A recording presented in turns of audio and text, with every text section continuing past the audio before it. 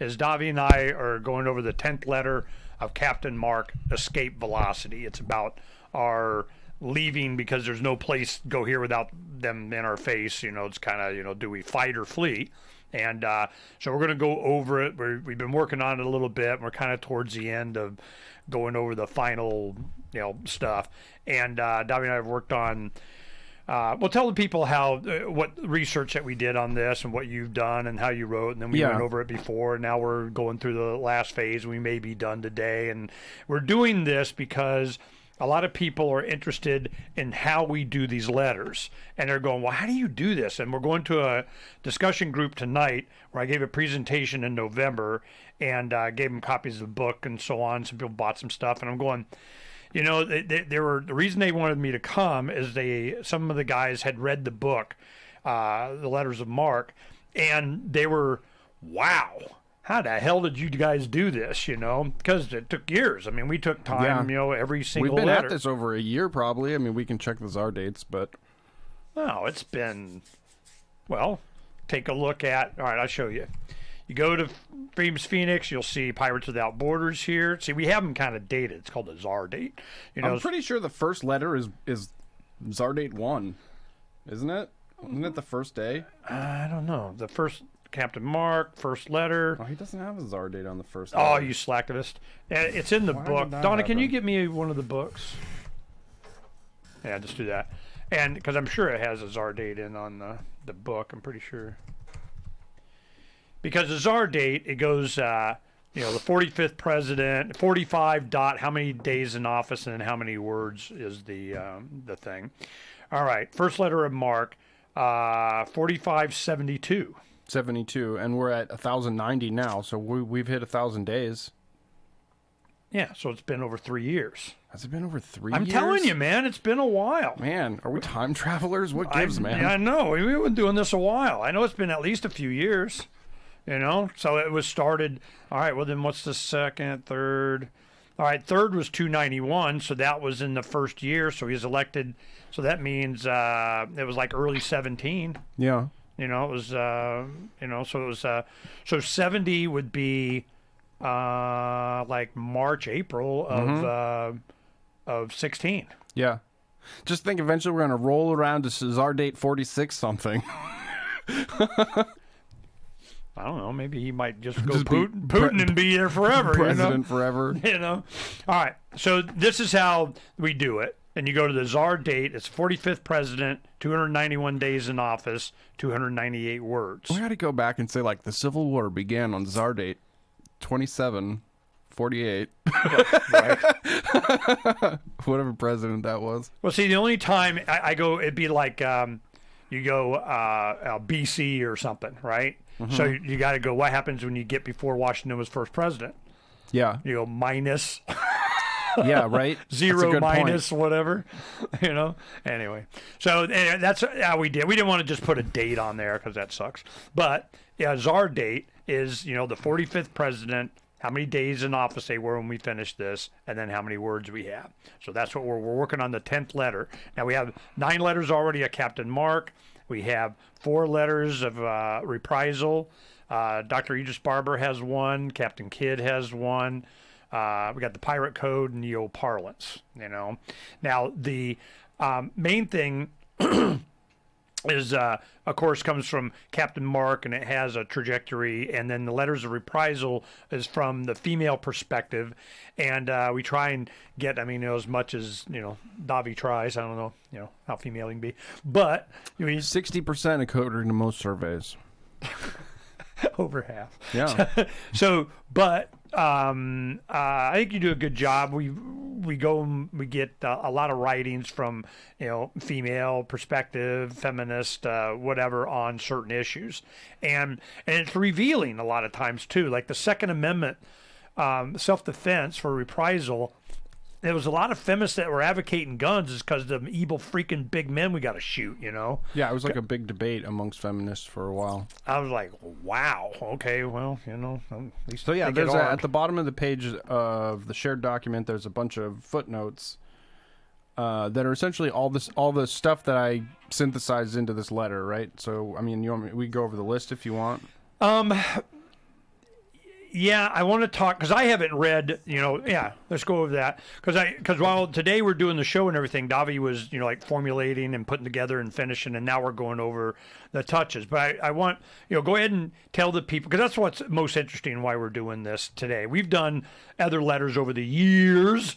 A year. You're killing me. I don't know, man. I don't keep track of time. So we go over. I don't got time for that. Right. I don't have time to keep track of time.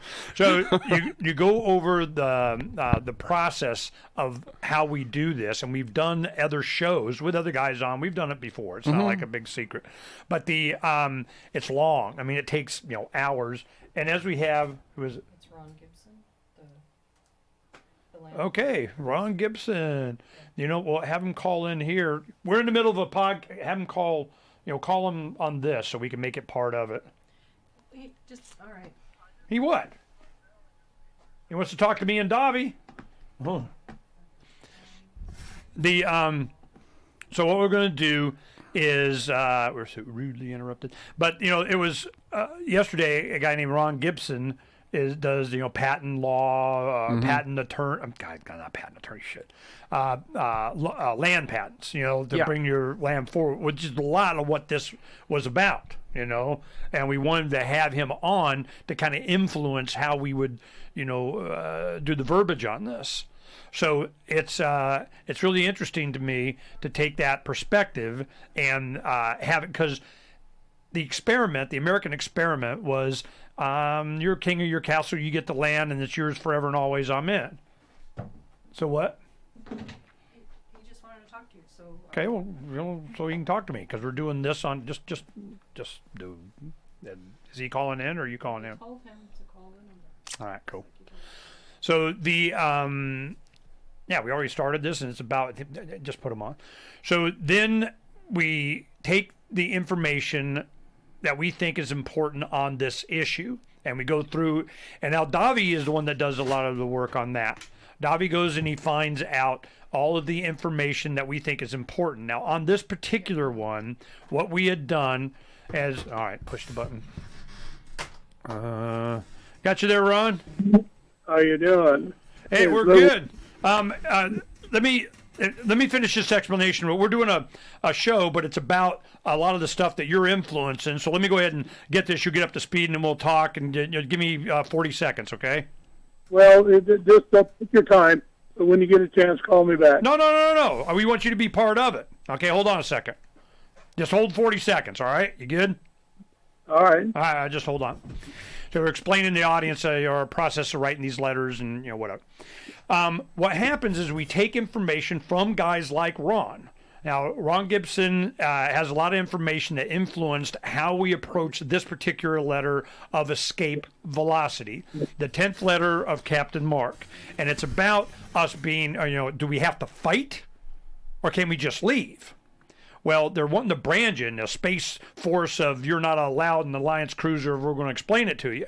And I'm like, whoa, is it that bad? If you're not allowed to leave, like you're, in a communist country, if I can't get outside, the East Berlin or something, I mean, wow, we got to get creative in escaping, or do you fight? As we did the research on this, and like we do any other subject that we tackle on medication, on medicine, on housing, on energy, on whatever the heck that we're doing, we go through these particular things. Now we're going to talk to Ron real quick, and then Davi's going to go over a lot of the resource material that we use for this letter. Okay, so let's do that. All right, Ron, it's good to talk to you, man. What's up? Well, I just wanted to contact you. I was wanting to get a number from you so that if you go to Tucson this weekend, like you said you were thinking about doing yesterday. Yeah, no, 4 of us are going down there. Let me give you my number. You ready? I'm ready. 602. Hang on. Okay, you're not that ready. Okay. 602 Okay. 717 717 5900. 5900. Yep. Okay. Now And everybody knows. I'll get back with you when you can write down. I'll give you my friend's name and his phone number. That way you can hook up with him to get the books. Okay, very cool. Donna, come take the phone. She'll write it down and for me so I can get hold of. We'll take care of it Saturday, one way or another. We'll get down there, and when we get done with this, I'm going to send you a book.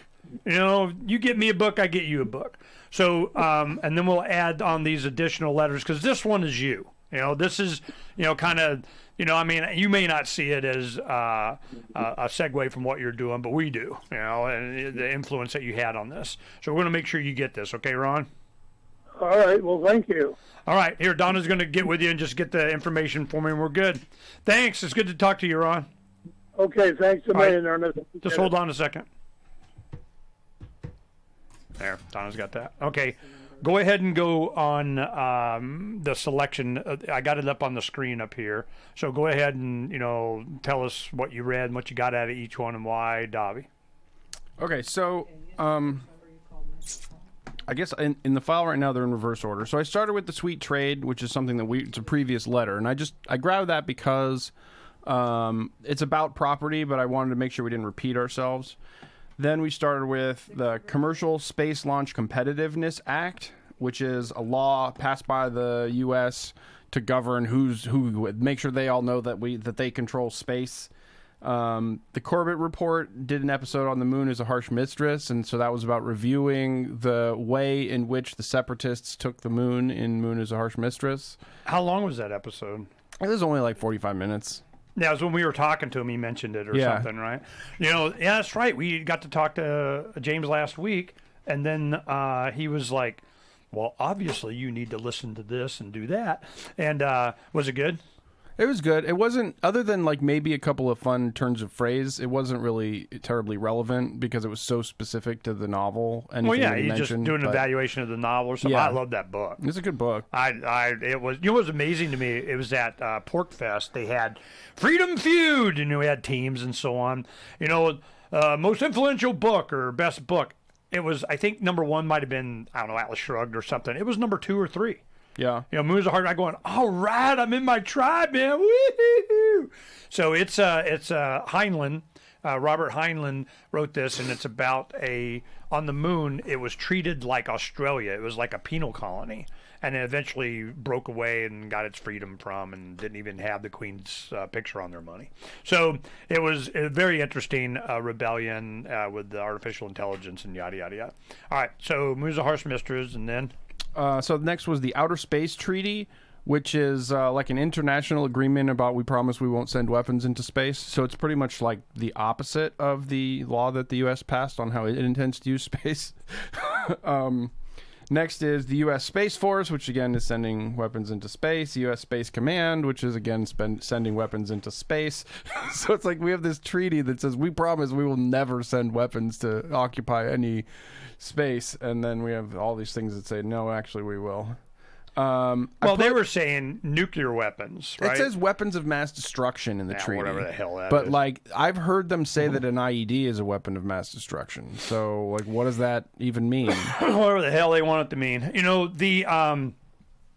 The rod from God, there was a China thing. Yeah, I forgot all about that. There was refineries or something in China that all of a sudden just blew up like a lightning bolt hit it or something. So you take a tungsten rod that just goes at, fall gravity acceleration speed of here it come meteor, and it's just like boom and kinetic explosion, which is the Moon is a Harsh Mistress. That was what they did. They lobbed rail gun storage containers of wheat, or empty or with rocks or something at the Earth. We win. I mean, So this is. Yeah, I'll look that up. All right, go ahead. So next, I reviewed the authoritarian sociopathy article because I wanted to pull some rhetoric from there about having a. Now, this is tell people what authoritarian sociopathy is. So authoritarian sociopathy is an article and a book and now a video game that I wrote that explores the Milgram experiment, the Stanford Prison experiment, and every other experiment I could find about obedience to authority and about the docile the docile attitude that people develop in the face of authority. And so I wanted to make sure that this had some choice language about the opposite of that. Like, what is a non-docile attitude? What is a resistance to authority? What would be the opposite of somebody who just sort of gave in and did whatever the lab coat said? And then finally, this one, World Economics, the Most Simple Calculations. That was one that was recommended to me by Scott Laguerre when he was here. And it's just about wealth and some basic economic stuff, but it's got some good plunder rhetoric, so that was useful. Okay. And that's it. That was probably 150 to 200 pages worth of reading. All right, I gotta unblock this. Which is now 1 page of text. So the what did you get out of the World Economics, the most simple of calculating? What the heck's that about? It is about, I'd say the main thing that it's about is about subjective value. That you can't make centrally planned economic calculations on the basis of an objective value because an objective value doesn't exist. And then sort of a, explanation of why the government doesn't like that answer. Okay. Now this is one thing that I wanted to. We were talking about Space Command and all this other crap. Is this the Air Force's rods from God could hit with the force of a nuclear weapon with no fallout? So they have these. You'll see the picture of this right here. All it is it just looks like a cylinder for a 6-gun or something, but it's a 20-gun or whatever. And it's just have these tungsten rods that just their mass, their mass and their speed just kick the living crap out of anything like it was a meteor. So, but what's their accuracy? I imagine you couldn't... Same as any of the other crap missiles and crap they got. It's coming from a satellite. There's a lot between the ground and a satellite. Are they being piloted midstream, or are they aiming and then firing? I have no idea. I'm sure that they're controllable. I mean, just think about like how much a sniper has to account for atmosphere. They're GPS, laser guided, whatever, because they're hitting stuff. It's like the drone. They fired a missile and killed Soleimani. Yeah. I mean, how far does it? I mean, how hard is it? I don't know. Well, drones aren't nearly as high as a satellite, but also a drone is a pretty big boom. Like, how big is this tungsten rod? How big is it? I don't know. It could be, fence post, a telephone pole. I have no idea. All right. Yeah, all right. We're just raining debris down from space on our enemies. You're going to make me read it. Okay. The 107 country outer space treaty straws. Signed in 1967 prohibits nuclear, biological, or chemical weapons from being placed in or used from Earth's orbit. What they didn't count on was the U.S. Air Force's most simple weapon ever, a tungsten rod that could hit a city with the explosive power of an intercontinental ballistic missile. During the Vietnam War, the U.S. used what it called lazy dog bombs. They were simply solid steel pieces less than 2 inches long, fitted with fins. What? Steel pieces less than 2 inches long, fitted with fins. All right. There was no explosive. They were simply dropped by the hundreds from planes flying above Vietnam. Lazy dog projectiles, aka kinetic bombardment, could reach speeds of up to 500 miles an hour as they fell to the ground and could penetrate 9 inches of concrete after being dropped from as little as 3,000 feet. Damn. The idea is like shooting bullets at a target, except instead of losing velocity as it travels, the projectile is gaining velocity and energy that will be expended on impact. They were shotgunning a large swath of jungle, raining bullet-sized death at high speeds. That's how Project Thor came to be. Instead of hundreds of small projectiles from a few thousand feet, Thor used a large projectile from a few thousand miles above the earth. The rods from God idea was a bundle of telephone pole size, 20 feet long, 1 foot in diameter tungsten rods. Damn. Dropped from orbit, reaching a speed of up to 10 times the speed of sound. Wow. Man, it's kinetic, man. Boom. The rod itself would penetrate hundreds of feet into the earth, destroying any potential hardened bunkers or secret underground sites. More than that, when the rod hits, the explosion would be on par with the magnitude of a ground-penetrating nuclear weapon, but with no fallout. Such a weapon could destroy a target with 15 minutes notice. One Quora user who claims to work in the defense aerospace industry quoted a cost of no less than $10,000 a pound to fire anything into space. With 20 cubic feet of dense tungsten weighing in at just over 24,000 pounds, the math is easy. Just one of the rods would be prohibitively expensive. The cost of $230 million a rod was unimaginable during the Cold War. These days, not so much. The Bush administration even considered revisiting the idea to hit underground nuclear sites in rogue nations in the years after 9/11. Interestingly enough, the cost of a single Minuteman III ICBM was $7 million in 1962 when it was first introduced, $57 million adjusted for inflation. The trouble with a nuclear payload is that it isn't designed to penetrate deep into the surface, and the fallout from a nuclear device can be devastating to surrounding potentially friendly areas. A core takeaway from the concept of weapons like Project Thor's is that hypersonic weapons pack a significant punch and may be the future of global warfare, which is what is about the hypersonic missiles that don't have to be done from space for exactly the same benefit, because they're looking at these going, I don't know, what is it, Mach 6, 8, whatever, I mean, a lot, but to have a tungsten, which is like gold. Mach a lot. Mach a lot. That's good. Write that down.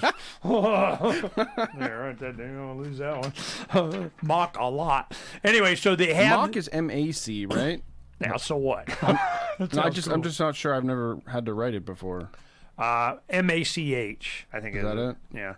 The Air Force rods from God are tungsten, which is the same density of gold.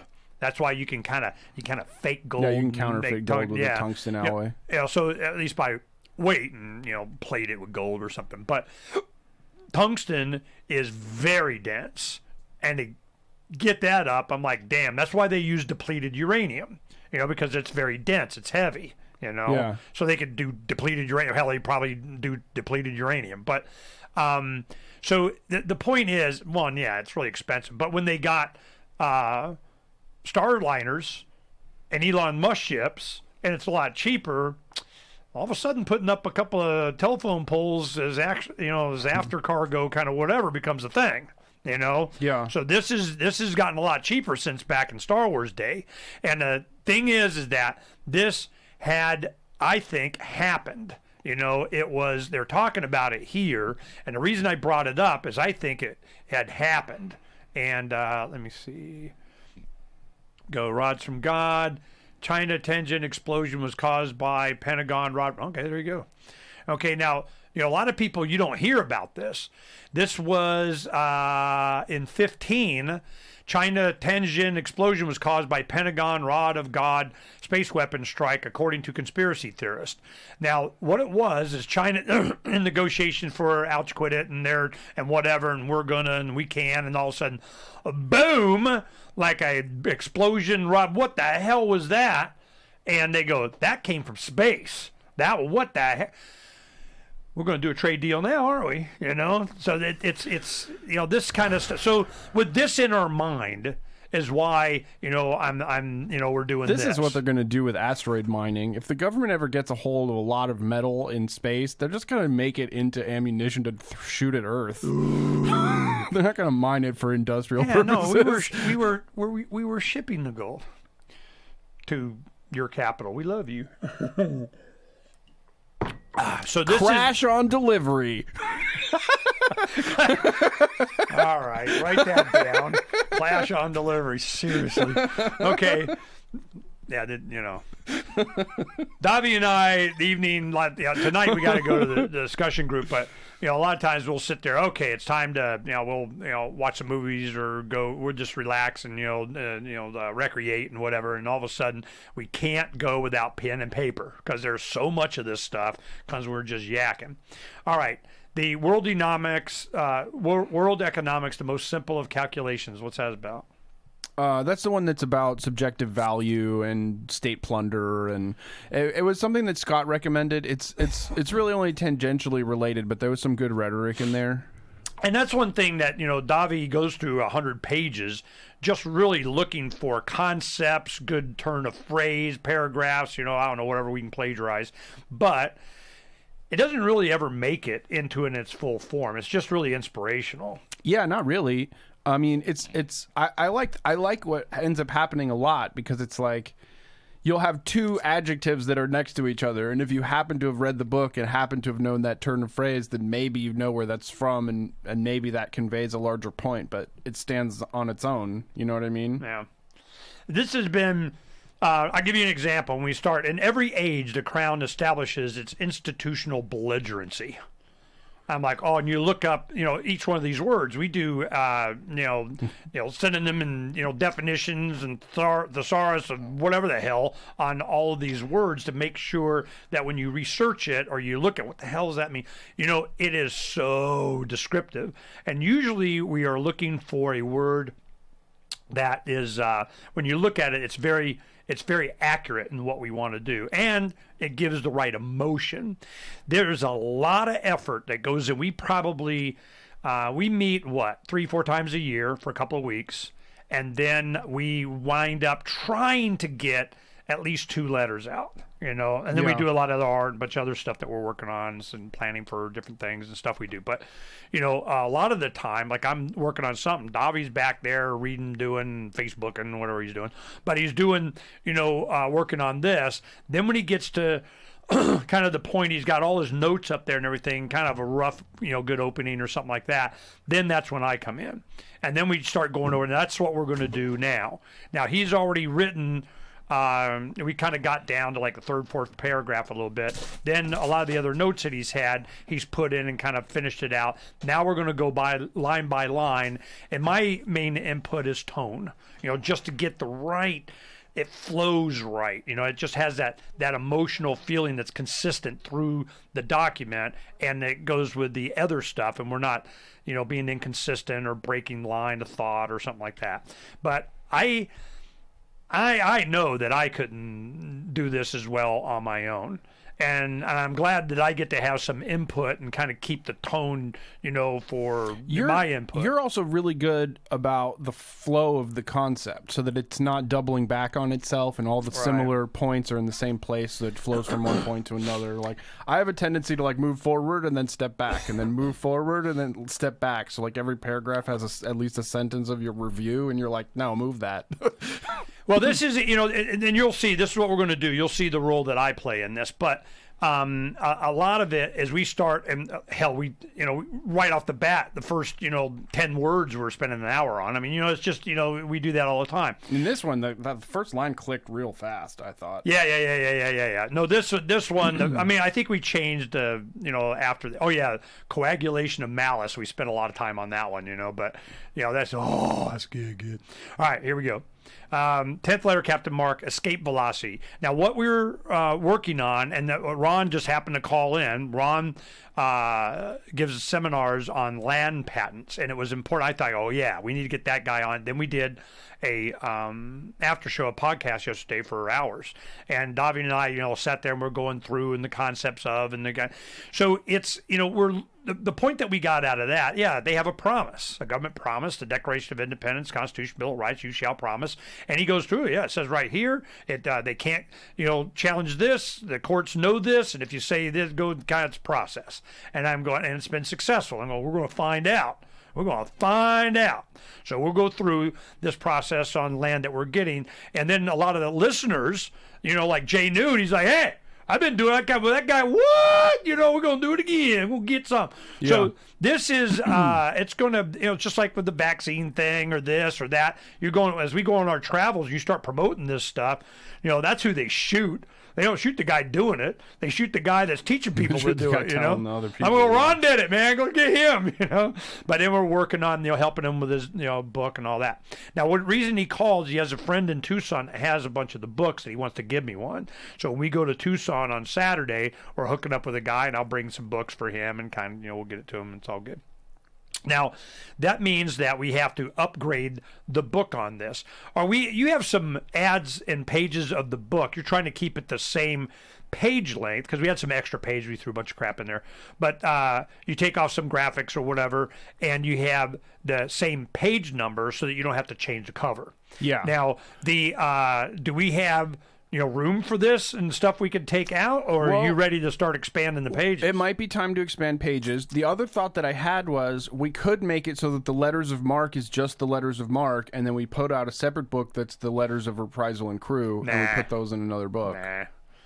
No, I want it all together. Well, then we're gonna need to add probably 4 or 5 pages. Boom. I don't care, man. I want it all in one. I'm tired of having No, too much work, man. So we'll just make it all. We'll expand it and do something. Okay. 10th letter, Captain Mark, escape velocity. Now, that's one thing that it's always about. The pirates are always more tech, better prepared, have the ability to, all we got to do is go faster. We just got to have, better rocket engines, talk to Elon. So once you do that, and it's always, and we're exploring, and we're out here, and we found. And as soon as you find any wealth, well, here they come. Oh, I see you have, you found a gold mine. Well, boom, now you're a town and city and constitution. We've got a form for that. We got a form for that. And it says that we get it, So this is the point that we're making. We're going, look, we got to achieve escape velocity as an option, we're gone. But the thing is that, do you fight? Do you stand? Do you certainly have that right, do whatever the hell you want. And if you can escape, you might be better off. Because what happened during the Revolution? It was the pirates.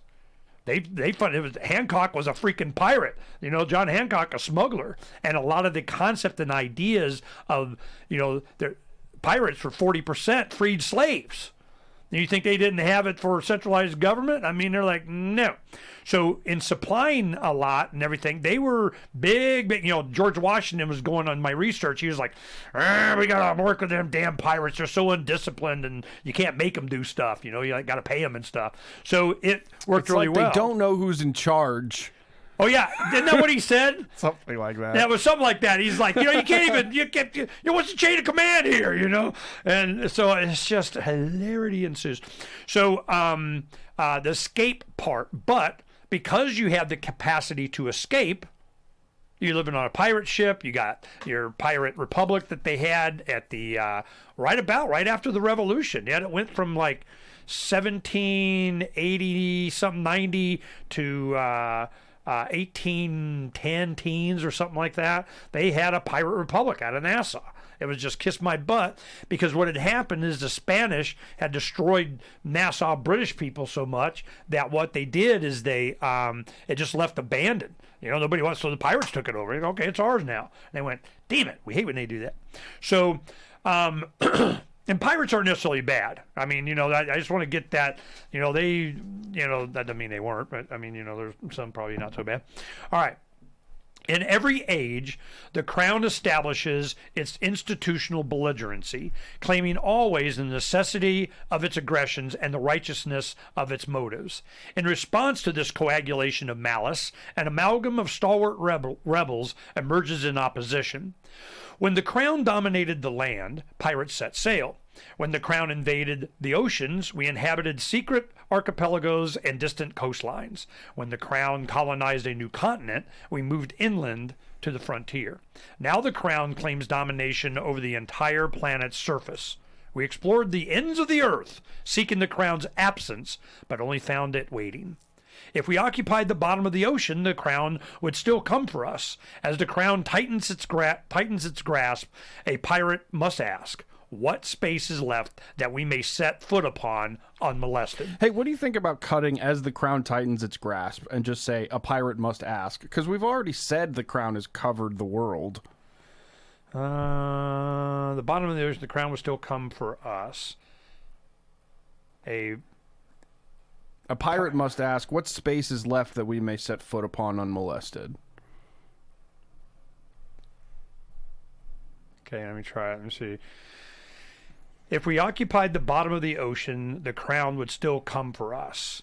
A pirate must ask, what space... I like it the way it is. Okay.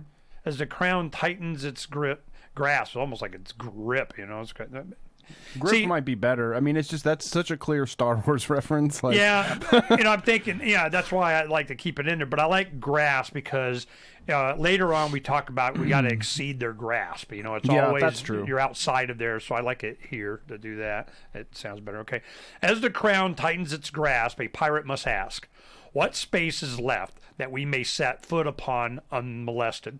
See, that doesn't flow as smoothly as I want it to. As the crown tightens its grasp, a pirate must ask, "What space is left that we may set foot upon unmolested?" That's not bad. And if there is none, what if we cut out ask? What if it's well, I mean, where does it start? I'm just gonna say pirate. As the crown tightens its grasp, a pirate must seek space to set foot upon unmolested. Didn't have to say must, he just does. Yeah. As the crown tightens its grasp, a pirate seeks space that they may set foot upon unmolested. As the crown tightens its grasp, a pirate must seek space. See, he didn't must anything. Yeah, it says must ask now, but yeah, you're right. Yeah, I don't like must. He ain't got must nothing. All right. As the crown tightens its grasp, a pirate may ask, "What space is left that he may set foot upon unmolested?"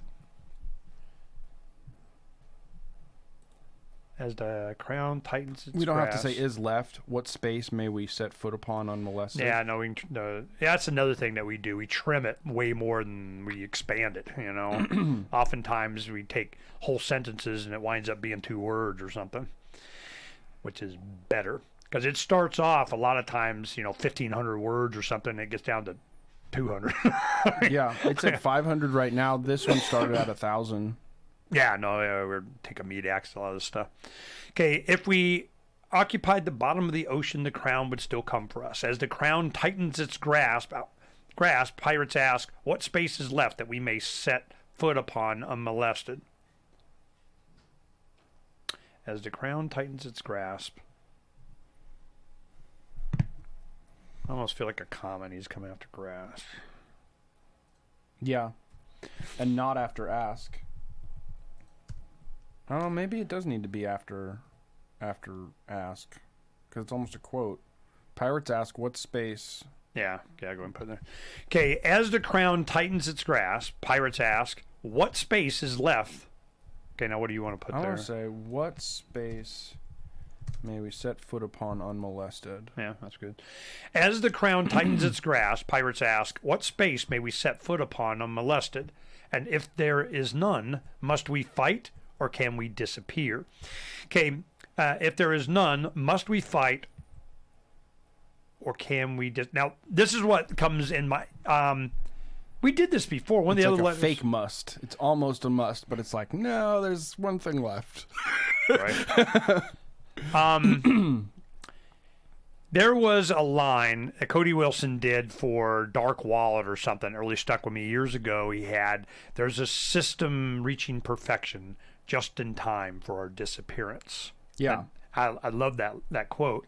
And so that's what we were kind of referring to, just in time for our disappearance. So I think we used that before in something, didn't we? We looked it up when we started this letter and we found it. It was in one of them. I can't remember. There's a system approaching perfection just in time for our disappearance. Yeah, it was something like, would it. you? Let's see what letter I'm it pretty is. sure that we made sure that it didn't match the other letter that we had. Yeah, I'm not so worried about that. It's tone. We don't got to repeat everything. But if there is none, if there is none, must we fight or can we disappear? All right. Now, if we say disappear, we're talking about escape velocity. Do we want... I'm not sure we want... Escape velocity isn't necessarily escape, okay? It uses that word, but it's not escape. It's just abandon. See, that was one of the letters... Yeah, escape velocity means the velocity you need to escape gravity. Yeah. Well, it's a nice turn of phrase, but... Yeah, if there is none. Yeah, we just must took fight it or can completely from consent of the traveler. There's a system approaching perfection just in time for our disappearance when the crown has no choice but to compete for the participation of the world's inhabitants. Yeah, see, that was a point we were doing. It was an immigration thing, you know. It was kind of immigration, you know, the right of the traveler. Hey, man, I can go wherever the heck I want. Screw you. We only respect private property. You know, whatever you confiscated by conquest, whatever the hell you want. Yeah, you know, bite me.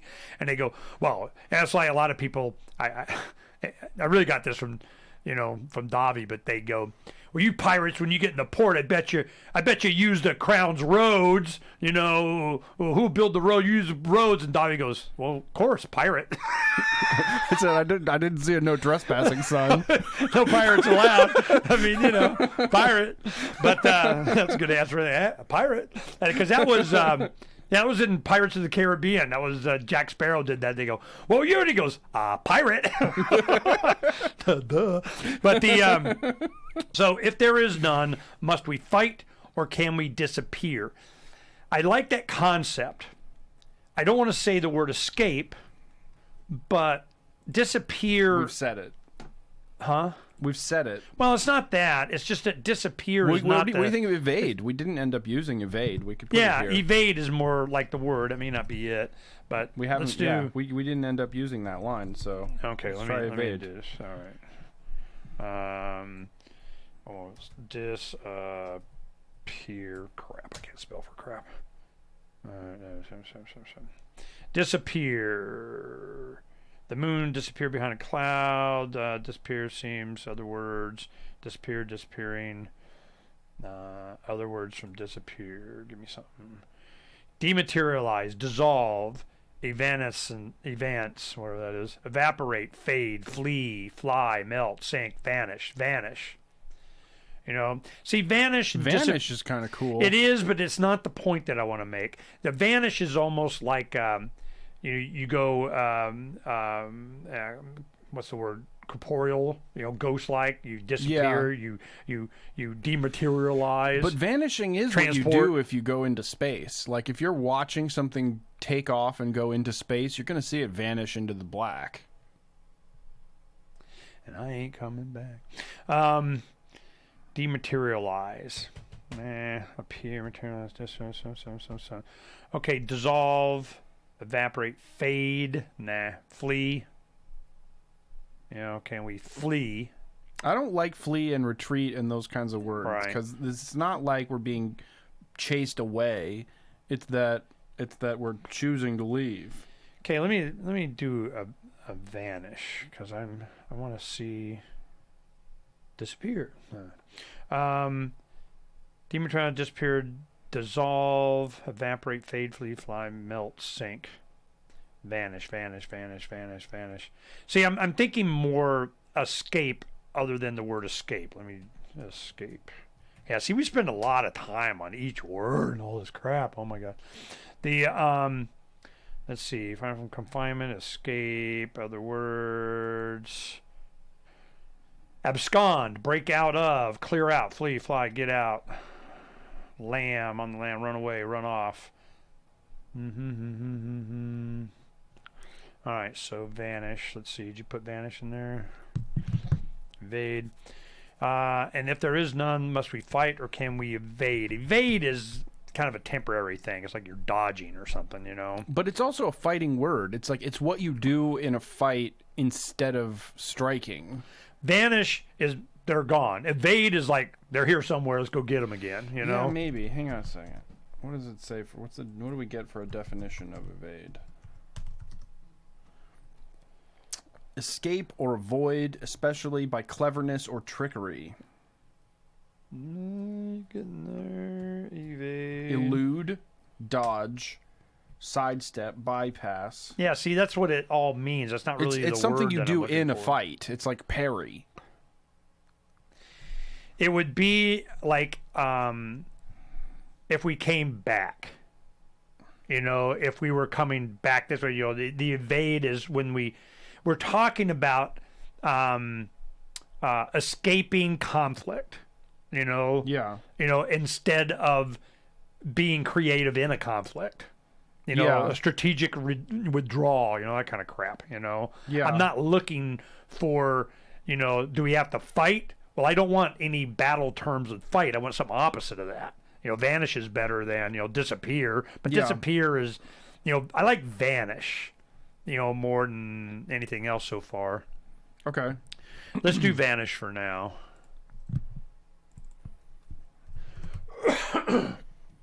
And if there is none, must we fight or can we vanish? It doesn't Man, that's like Ninja Turtle territory. Fight or vanish. That's what the Foot Clan did. Oh, really? Yeah. Like they would. Well, they why would, didn't you come up with that before, seeing as how you're such a Teenage Mutant Ninja Turtle fan? There's a scene in the with your original t-shirts. movie where he's like, "Ninja vanish," and he like throws the smoke bomb, and then all of the fighters just disappear. Well, you got that crowd on your side then. All right. If there is none, must we fight or can we vanish? I don't like the sound of the flow of that, but I think it's because we can change the word fight. Must we exchange arms or, you know, enter into a conflict? Yeah, or, you're right. You know, it's something other than fight. It's something more like defend. Yeah. Yeah. Okay, we'll put defend in there for now. And let me go do fight and see what's up here. Fight a losing battle. Shit. What about autofill. skirmish? That's a piratey word. Yeah, I don't think it's going to be a skirmish. It's going to be a full get on Clash. Yeah. Okay, fight. Blah blah blah. Invaders of his homeland. Yada yada yada. Clash kind of is Battle like Clash of Civilizations. Yeah, must we too. clash? Okay, that's not bad. Battle, clash with combat, scrimmage, skirmish, war. Must we war? Okay, you know that could even be the That's word. worse than fight. Well, I want it clear. You know, war is not necessarily. What about engage? Okay, that's good. That's one of the synonyms for clash, but engage means like we always use it as like engaging the political process. Like that's, but it's also you engage someone in battle. Like it is a fighting word, Yeah, but no, it's I'm you know, engage is a wide ranging of all kinds of crap. yeah. Clash. I like that one too. Okay, clash. I like clash best so far. Okay, let me see. If there is none, must we clash or can we vanish? Sounds nice too. You Yeah, get the that's what I'm SH looking for. Sound on both of them. And if there is none, must we defend or can we vanish? Must we engage or can we vanish? Must we clash or can we vanish? And if there is none, must we clash or can we vanish? I like that. I like that a lot. Yeah, it's the best so far, but I'm still. Well, leave it in caps. We can come back to it later. Well, it's better than all these others. I'm just, you know, I'll just put it there. But I like that it alludes to a clash of civilizations because Yeah, that no, is no, what no, we're I'm- talking about. You know, okay, you know, okay. Instead of saying must we, you know, must our civilizations clash or something like that. Yeah. You know, or so civilization. Let's do that word and see what we come up with. See, this is how it's done. It goes really slow. Okay, must we? What the hell was I even looking for? Let me see. Clash of civilizations. Oh yeah, You want to civilization. define? You want etymology? No, I maybe? wanted civilization. Civilization. Clash of clans or something. You know. Yeah. Yeah, isn't that a game or something? Yeah, it is. Okay, civilizations, culture, life, lifestyle, society. Okay, we'd use society. Clan. All right. If there is none, must our societies clash, or can we vanish? All right, civilization. Must our civilizations civilize? Well, we're saying or must what- we clash with the crown? Like the crown keeps coming for us, and we're saying, are we up against a wall and it's time to strike, like a scorpion, or can we? grow wings and fly? Yeah. Okay. As the crown tightens its grasp, pirates ask, what space may we set foot upon unmolested? If there is none, must we clash or can we vanish? I think it's clear. Because we've been, like, everything about the crown is in that. Everything in that paragraph is about the crown. I think it's pretty Must clear we who the clash conflict or is can with. we vanish? Now, well, it's not. It's like, we clash. And it's not so much that I want to, sentence all pirates to a clash or escape. It's like, must we clash? It's more like, will there be conflict? Yeah. Or do we vanish? Yeah. So maybe it's like resist, or it's must there be will there be the rebel resistance? Are you part of the resistance? Or it's if you're retaliate. reading this, you're part of the resistance. It could be retaliate. It could be. Yeah. Let me look up some words related to resist. Yeah, resist. See, if there is none, must we resist or can we vanish? See, we may not. We might. Just take that out. But there needs to be. Endure is interesting. Ooh. Okay. So you can see, those of you that are listening or watching this, you can see why it's an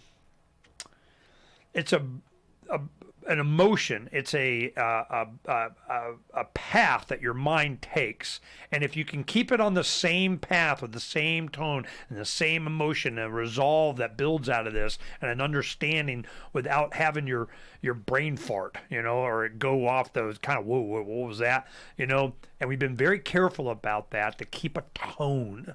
That's my thing. It might not even need to be a fighting word. It could even No. like I'm looking for it not or being compromise, or like must we tolerate? Yeah. Must we? Yeah, engage, tolerate. Tolerate's a good word. And if there is none, must we tolerate? Must we tolerate aggression? It's like, do vanish? we have to just put up with it, or can we get out? That's the tone that I want. Yeah, it's better we just than need can cool we pirate. fight? We just need pirate words. Yeah, okay. Because you don't have to. I don't think they're just going to come and nuke the crap out of you right away. They're going to, you're on our list. We just wanted to inform you that we're going to inform you. Yeah. And we got I'm the shiny badge clipboard guy. But there's the rack and pack and full auto guy behind me. That kind of thing. So I just know that's coming. So I don't want to. It's but it alludes that it's going to that. And clash is kind of the word. Endure, tolerate. Put tolerate in there too. Yeah, just a second. I'm looking up some synonyms. I'll get I'll do it. some synonyms. I got tolerate. What was the other one I wanted to look up? Compromise. Now, what we're using, we want to make sure that Google knows what we're doing. So we. It's a Google document. Yeah, I know it's a Google document. Yeah, we want to do it in front of you just so we can make fun of you. But so we use it. That's why it's a convenient thing. We could do other whatever. I don't care. Screw it, man. I got all my email and everything. You send me anything, it copies over to my Gmail. Except for Proton. I use Proton Mail, and what do I get? I just started. I go, man, don't get thinking you're going to be private on this thing. And then it was John McAfee comes out. He goes, "Are you stupid? You really think your Proton is that? You think your Facebook? Blah blah blah blah." Facebook today started advertising to me books on chess strategy. Why? Because of your graphic? Because we played chess. No freaking way. You didn't put anything about chess? No. All that we talked about books on strategy because you were telling me how Peter has a stack of books on strategy. Yeah. Davi and I have been playing chess, and now they start. Yeah, of course they did. Sons of bitches. God.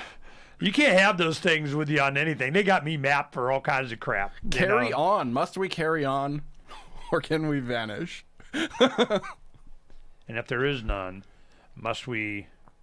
That's not really right. It's just funny. Carry on the burden of our ancestors, or can forbear. All right, what's forbear? It's listed as a synonym of tolerance. All right, let's do Must we suffer? Forbear. bear. How do they spell bear? B-E-A-R? B-E-A-R. Okay. Patient self-control, restraint. Forbear, grandfather, forbear. Endurance, yeah. Is it F-O-R-E? F-O-R-E-A-R-A-N-C-E, forbearance. Okay, spell it again. I'm really jacking this up. F-O-R-B-E-A-R-A-N-C-E. Yeah. Forbear. Oh man, this is crazy. It's literally got like a graph of how popular the word is. Oh, really? Yeah. Apparently it peaked in the 1840s. Oh, well, let's pick it then, you know. Let's see. To hold oneself back from especially an effort for bore. Obstinate, do not do without. That's not what we're trying to say. Forbearance, nah. Okay, what was the other? Must we what? Must we tolerate? Yeah, because we're saying, do we have to put up with being molested? Right. To allow to be done without prohibition, yada, yada, yada. Allow, let, permit, suffer. Okay, suffer might be a word. Okay, must we suffer or can we vanish? And if there is none, must we suffer our circumstance or can we vanish? It's not bad. Suffer our circumstance. I don't know if you even need to say circumstance because we've described the circumstance. Yeah, but must we suffer what? We're not saying what we're suffering. Being molested. I mean, it flows from one sentence to the next, and the crown tightens Okay, well, then its we need a grasp. word for molested. It's You know, right like a there. synonym. Set foot upon unmolested. No. I mean, like, you know, what space may we set foot upon unmolested? And if there is none, must we suffer our molester, you know, or Yeah, can I we see what you mean. vanish? You know, Hang on a second. I got an idea. you know, must we what? So molested, there'd be something for that.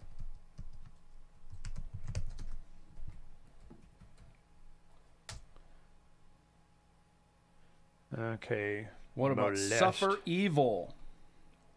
As in the Declaration of Independence. Ooh, while these evils are sufferable. All experience hath shown that mankind are more disposed to suffer, while evils are sufferable than to right themselves by abolishing the forms to which they are accustomed.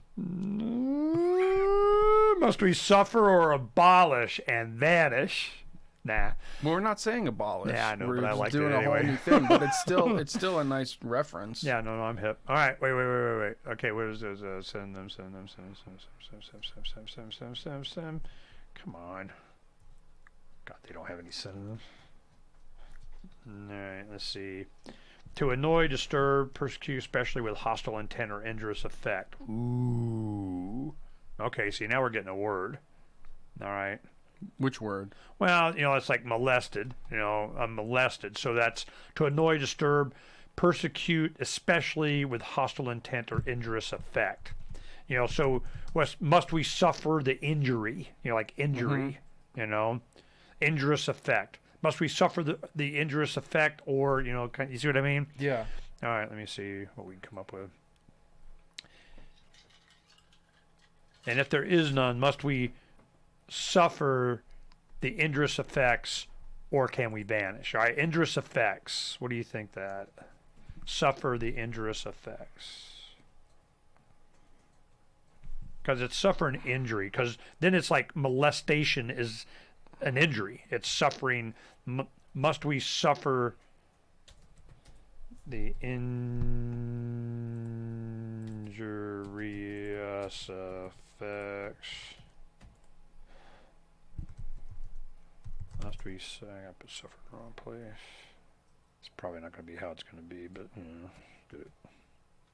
We could also say patiently suffer. That's in the Nah, Declaration screw too. that. I ain't patient anymore. I'm gonna look up injury. Repeated injury is in the Declaration.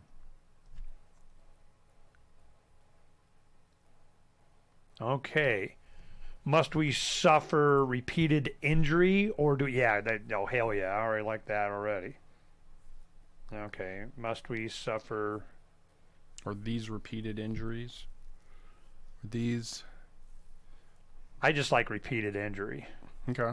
Must we suffer Yeah, because we are saying this is like a cycle of history. Right. Yeah. No, that's kind of the point. Okay. Must we suffer repeated injury? Just say repeated injury. Yeah. Injury. Yeah, no, there we go. See, we always get it, man. It just takes a while. All right. And if there is none, must we suffer repeated injury? Or do it? See, I don't like can. Screw you, can. I don't like can. Screw can. Well, There it is doesn't- it doesn't- only do or not do. Well, it's not may we vanish. It's not like saying do we have permission to vanish. It's saying is it physically possible to vanish? Like, is that an option of ours? Okay, well, let's work on it. All right. And if there is none, must we suffer repeated injury or vanish? Or leave or or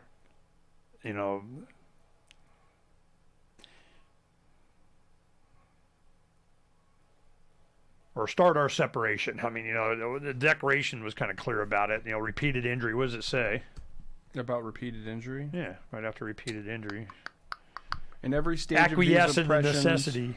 in every stage of these oppressions, we have petitioned for redress in the most humble terms. Our repeated petitions have been answered only by repeated injury. A prince whose character is thus marked by every act which may define a tyrant is unfit to be the ruler of a free people. Well, then it goes in, let these be a clear to everybody why we're doing it and kiss my butt or something, right? Next it goes, nor have we been wanting in attentions to our British brethren. We have warned them from time to time of attempts by their legislature to expand an unwarranted jurisdiction over us. We have reminded them of the circumstances of our emigration and settlement here. We have appealed to their native justice and magnanimity, and we have conjured them by the ties of our common kindred to disavow these usurpations, which would inevitably interrupt our connections and correspondence. They too have been deaf to the voice of justice and of consanguinity. Consanguinity. What does that mean? Sanguine is blood. Consanguinity. Means like our I blood don't know. It was ties? it was like our brethren kind of thing or something like that. Okay. We must therefore acquiesce to the necessity which denounces our separation and hold them as we hold the rest of mankind, enemies in war and peace friends. Okay. Consanguinity. And if there is none, must we suffer repeated injury? What about when we can vanish? No, we just, got $1 billion. We can take a trip on, Apollo 8 mission of SpaceX. The, go to where you first started reading. Do that again. By the time I went to make a note of what sparked a thing, I already forgot. Nor have we been wanting in attentions of our British brethren. No, it was before in the beginning when you first started reading. Before that? Well, I don't know. Whatever you just started reading when you were. In every stage of these oppressions, we have petitioned for redress in the most humble terms. Our repeated petitions have been answered only by repeated injury. A prince whose character is thus marked by every act which may define a tyrant is unfit to be the ruler of a free people. Nor have we been wanting in attentions to our British brethren. We have warned them from time to time of attempts by their legislature to expand an unwarranted jurisdiction over us. We have reminded them of the circumstances of our emigration and settlement here. Oh, yeah, immigration. That's what I was at. Not immigration, emigration. Yeah, it means or do we left. immigrate? And if there is none, must we suffer repeated injury or immigrate? I don't like that as much I know, as but vanish. it's a that's concept. what we mean. I mean, this is talking about that part in the first paragraph. Okay, no, that's what was sparking in my mind. I forgot to write down. Okay, and if there is none, must we suffer repeated injury or vanish? That's okay. Yeah, like or vanish. Yeah, I like that. Just or vanish.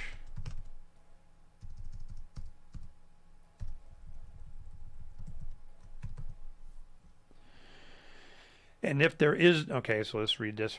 If we occupied the bottom of the ocean, the crown would still come for us.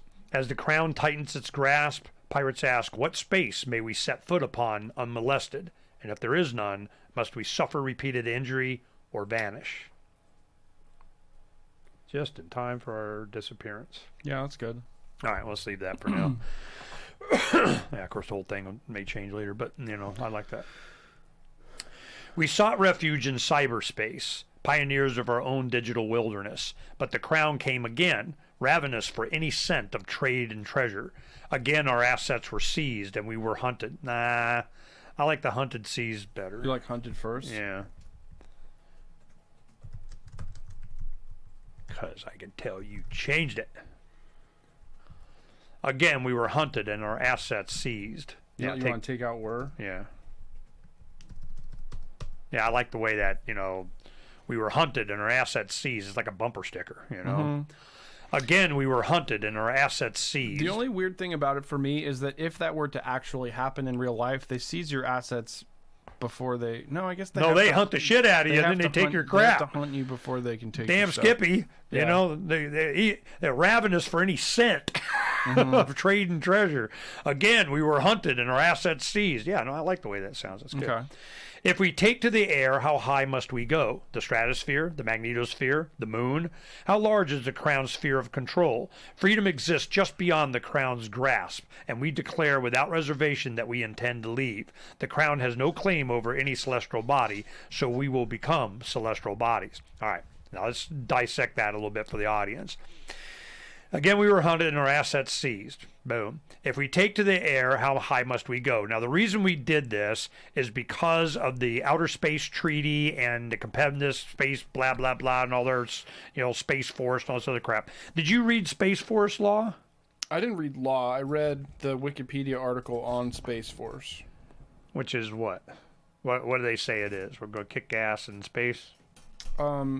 Yeah, I mean, there wasn't a lot of useful material in it, to tell you the truth. It was sort of about the history of what was passed and... Well, how long who was the law? supported. Did you look up the law? I don't know what Space Force law is. What is Space Force law?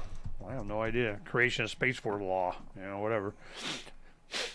Trump It was did executive order or something. A lot of the Space Force information was like specific people that were heads of what departments and what departments were in charge of what activities and all that kind of stuff that just didn't matter.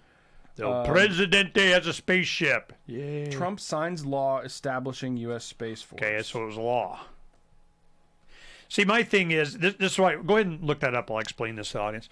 What's going on is that the Outer Space Treaty is 67 or 8. Was it 7? 67? I'm not sure. Yeah, whatever. 67, 68.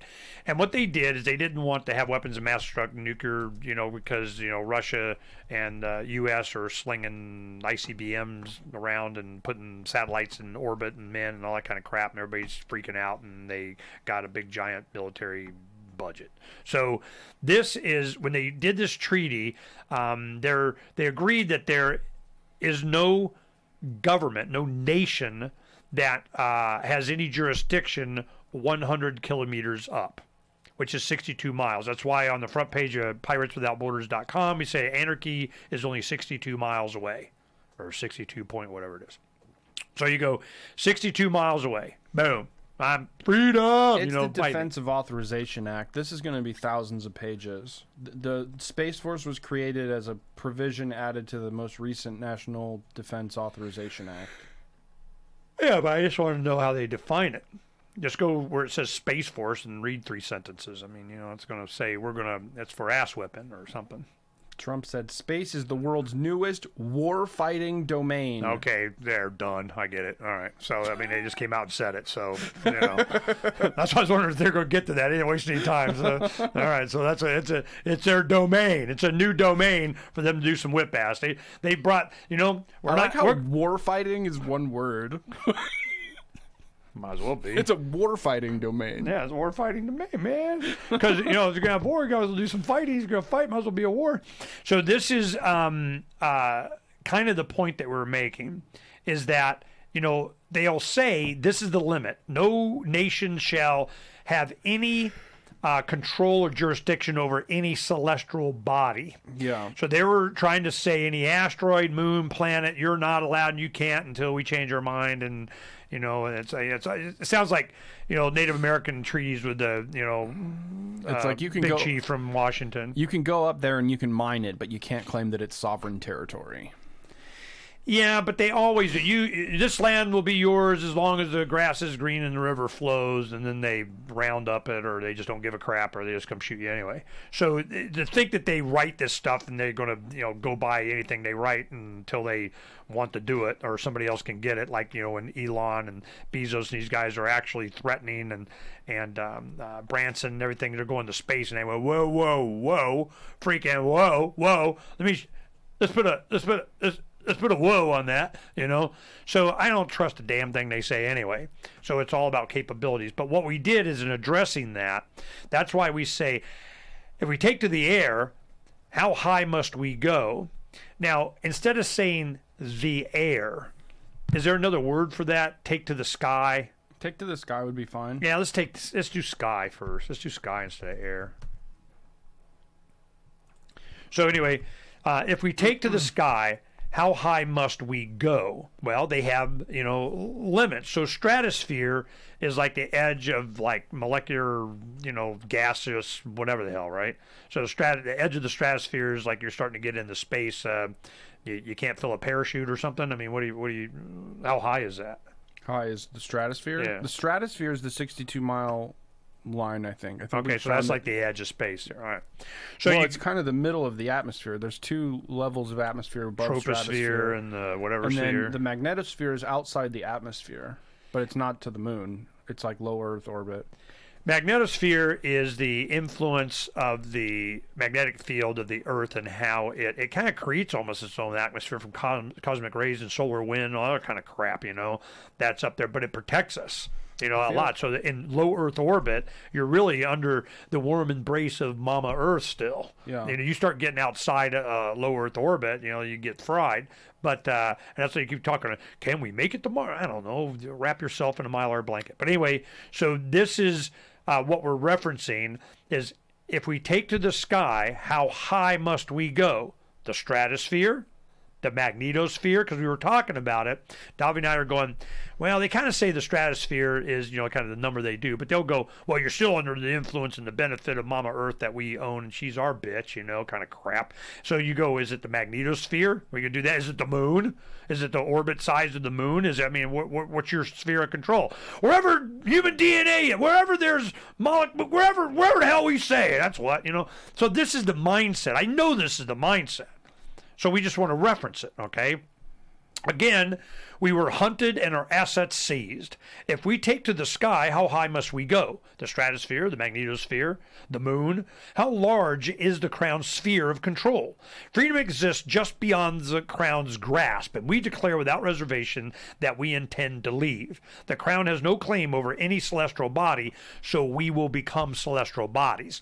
That is mic drop, boom. Because in their own thing, which they'll change anytime they want, is they are not allowed to have jurisdiction over celestial bodies. That's the deal. So we're going, all right, we're celestial bodies now. What up? I'm already a celestial body. Yeah, I've been in the cosmos my whole life. Right. Yeah, but, I'd like to see that claim in court. It's an interesting wrinkle in the treaty because it doesn't ever define celestial body, and I don't see how you could possibly say the Earth is not a celestial body. Guys, they can say whatever the hell they want, but I'm just saying.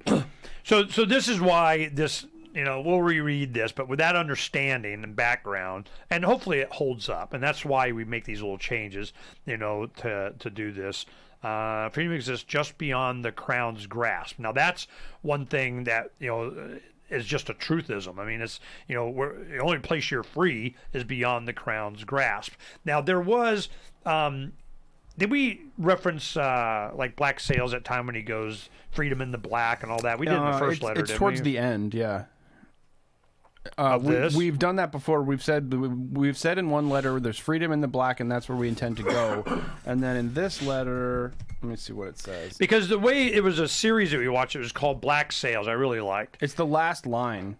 Yeah, it was. Yeah, in the movie. And then there's one in the middle too. Oh, okay. Well, the point that I'm making is that they're talking about. You said we're supposed to be, fearful of the dark. You said they be dragons in the shadows and all that. Well, I say there's freedom in the black, and that's where we intend to go. That kind of thing. Yeah. So into the black, and I ain't coming back. That's Firefly theme song and all that other stuff. So the idea is once you get off this rock and you're into the black, then what? How far, how large is the Crown's sphere of control, not of their claimed jurisdiction, but of their physical, actual, they can do something control. They can whine and bitch all they want, but if they can't do anything about it, I don't want to hear it. So what are they going to do, or don't need to hear it. So what are they going to do when Elon, plops on Mars? He thinks he's all free and they're going to do it and kind of there's going to be, we had a war. And the treaty was Russia, China, and the U.S. decided that we're the alliance now, and you're not allowed because we decided, and we're astronaut farmer, opposition, and we're going to shoot you down. And to think that anything's going to stay the same, you have not been paying attention to history. So our thing is that we're not asking permission. We're just going to know what you're going to do then. Well, you're going to try and exert your control. How large is the Crown's sphere of control? I feel like we should move this line up one. So if we took freedom exists just beyond the Crown's grasp and we put it right after seized. Because it makes more sense to say we intend to leave before we ask how far we have to go. Okay, we'll read it. I was thinking that we're building up, we're just we acquiesce in the necessity. You're an asshole and we're leaving. Okay. All right, let's do it. We sought refuge in cyberspace, pioneers of our own digital wilderness. Now, we have in the second letter of Captain Mark, it's all about cryptocurrency. It's about, weightless digital currency. I'm not hauling my gold around, I don't even want to haul around pallets of $100 bills. But, so we're just, it's cyber. Now, we're probably, gold pressed latinum. I didn't know gold pressed latinum, they just use the gold to kind of bind it together, but it's really light. Yeah, latinum, it's a fictional mineral, but it's liquid like mercury. And so the gold is just there to keep it in a shell. It's not that the gold is valuable. It just holds it. Yeah. So that's why I'm going, why the hell are they doing gold press? They're hauling that crap around. Give me a dilithium crystal like diamonds or something. Anyway, so we sought refuge in cyberspace, pioneers of our own digital wilderness. Now, the third letter of Captain Mark was about pirate communications. So we kind of already addressed this digital wilderness thing. And it was, you wouldn't even give us that, We sought refuge in cyberspace, pioneers of our own digital wilderness. But the Crown came again, ravenous for any scent of trade and treasure. Again we were hunted and our assets seized. Freedom exists just beyond the Crown's grasp, and we declare without reservation that we intend to leave. If we take to the sky, so if we say we intend to leave, we can't say if. We declare without reservation that we intend to leave. When we take to the sky, how much? So it's to say when. Yeah, you're right. Okay, we declare without reservation that we intend to leave. When we, move your thing. I can't see. When we take to the sky, how high must we go? The stratosphere, the magnetosphere, the moon. How large is the Crown's sphere of control? The Crown has no claim over any celestial body, so we will become celestial bodies. What do you think of reach instead of go? Yeah, probably. Where's it at? When we take to the sky, how high must we reach? Nah, we're not reaching. We're actually making a presence there. We're going. Yeah, reaching, well, it's like, how high must we travel? Yeah. How high must we venture? How high must we explore? How high must venture? I think venture is a good word. We've used venture. So, where?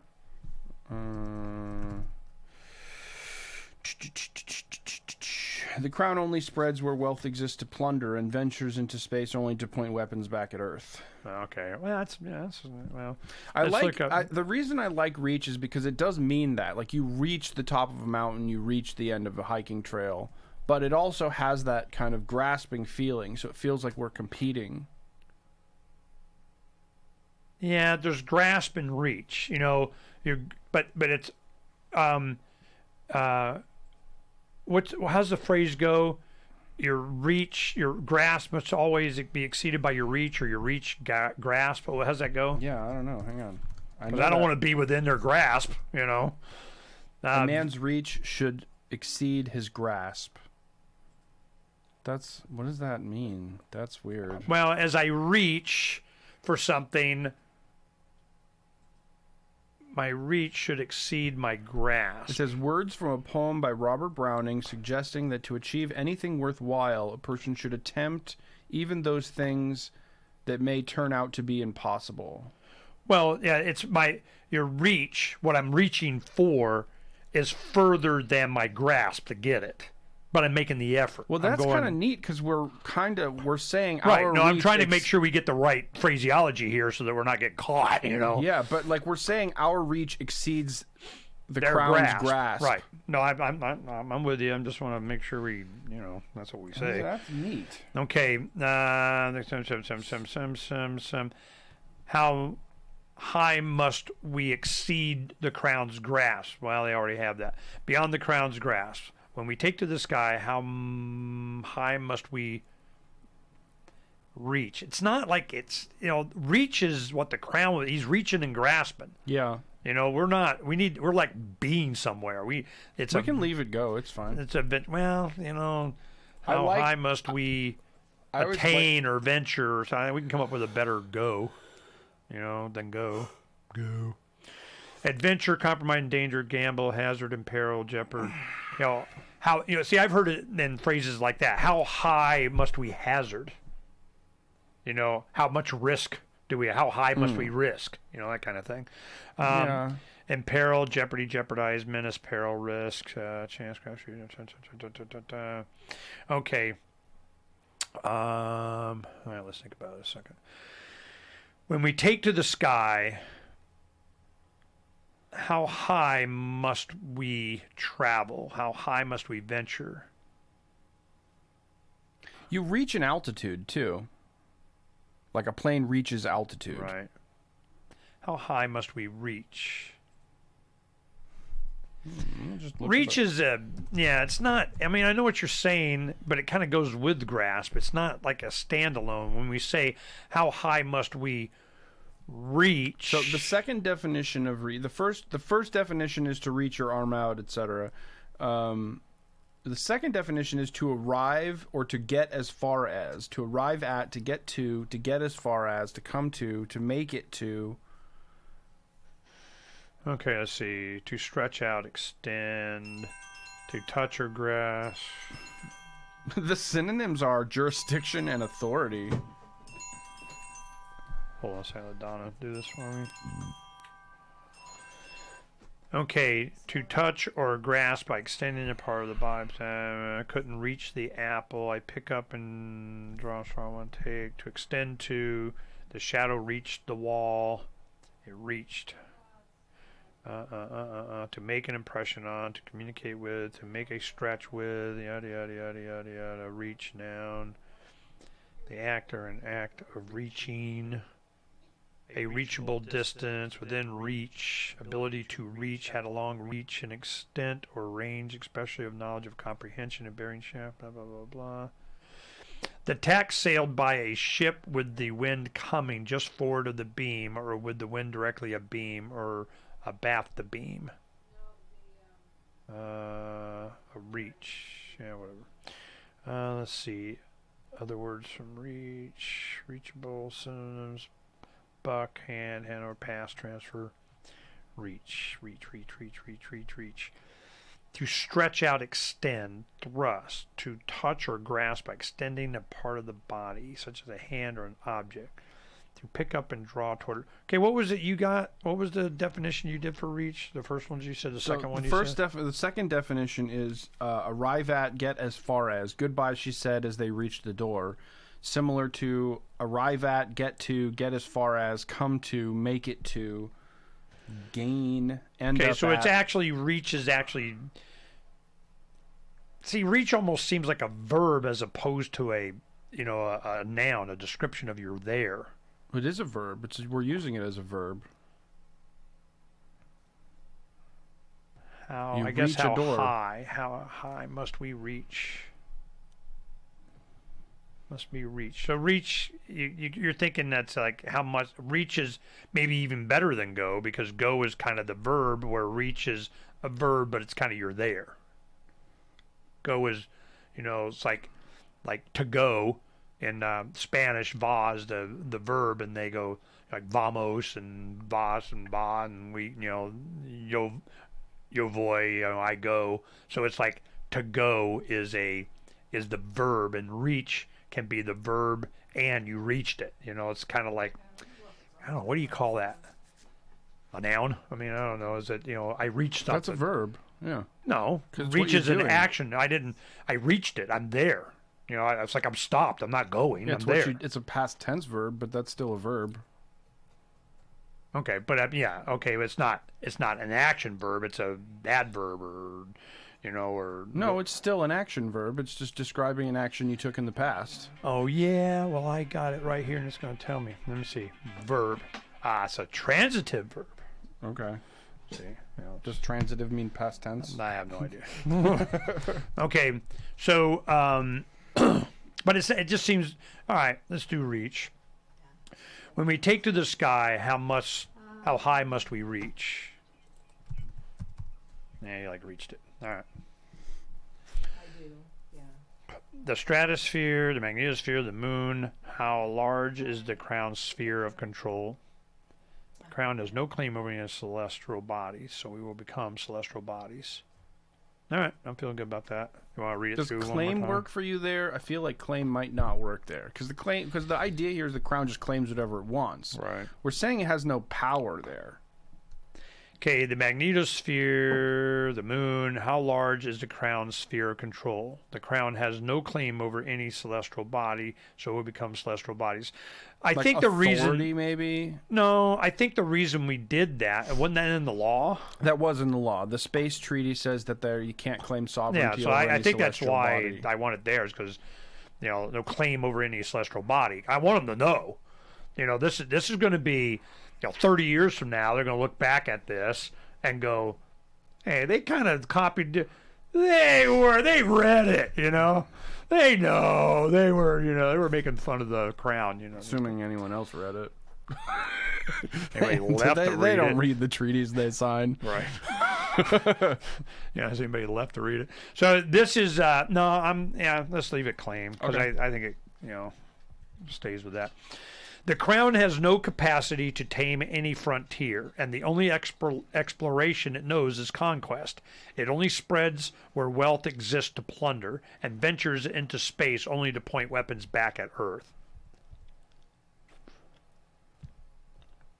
That last sentence, and ventures into space only to point weapons back at Earth. I think you can take that only out, because it's going to shoot anybody coming in too, but Yeah, and I guess it does send robots to Mars and things like that. yeah, I bet you they got a gun. You're going to walk some Mars, Elon's going to walk up to it, it's going to blow his head off or something, you never know. The crown has no capacity to tame any frontier. All right. Why would you say that? Because the crown doesn't tame frontiers. Pioneers tame frontiers. The crown shows up later. See, I don't like the capacity, because they'll say, yeah, we do. We tamed it. We freaking beat them into submission. But the crown has no desire or no Motive. no. Yeah, they do. I know what you're saying here. We'll just play. See, this is why it takes a long time, guys. I mean, we got to go through it. So if you go like this and somebody's reading it and you're a 12-year-old and it says, the crown has no capacity to tame any frontier, and they go, that's my whole history book is how they tamed the frontier, Yeah. So it's, you got to be more clear on that, or say something, or be more accurate, or something like that. So I'm just going, all right, so let's play with that a little bit. Well, let's finish the thing. The crown has no capacity to tame any frontier. So I want to. How do you highlight that? Where's the thing? You have highlighted it. No. Oh, you mean up here? Yeah, you make it yellow or something, or whatever it is. How'd you do that? Where is that? So, Oh, it's that Up at the little- top, you see there's bold, the highlight italic, color. underlined. The A there is the color of the text, and then the pen next to the A is the color of Okay. the highlighter. Got it. The crown has no capacity to tame any frontier. Play with that a little bit. And the only exploration it knows is conquest. Yeah, I think we're gonna reorder that a little bit. It only spreads where wealth exists to plunder. Again, only we're gonna deal with that. And ventures into space to point weapons back at Earth. Okay. This is gonna we're gonna play with this. It should be only though, because we're saying that the crown is not interested in scientific exploration. The crown is not interested in. They're gonna claim it. They're going. How many rovers you got?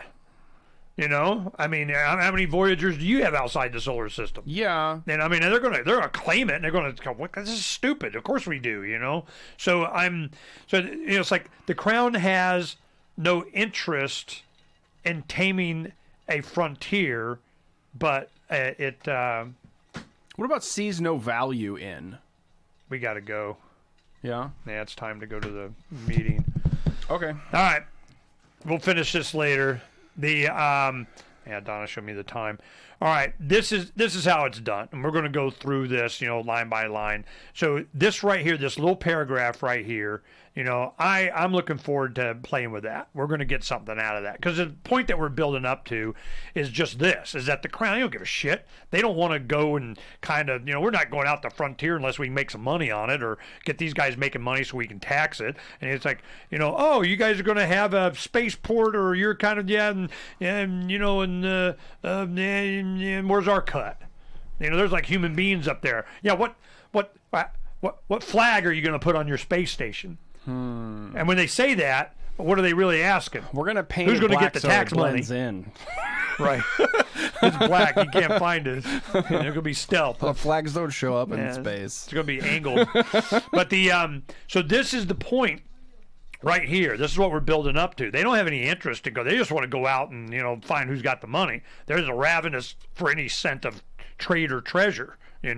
So this is, you do any trade and treasure, they're coming. They're not out there to save from frontier or something. They just want to drop their rods of God. So this paragraph needs some focus and time, even though it's short Okay. there. But it really, that's where it's going to be. We're going to. I mean, yeah, it is a major point in the letter. Yeah, no, this needs some. We need to get all crafty on that one. Okay. We'll do that. And I think Let's just highlight rest the of whole this- thing. Yeah. How much? When you say we got to go, you mean right this second? No, right this one. We got to go. We should have been there. Okay, let's go. All right. Peace.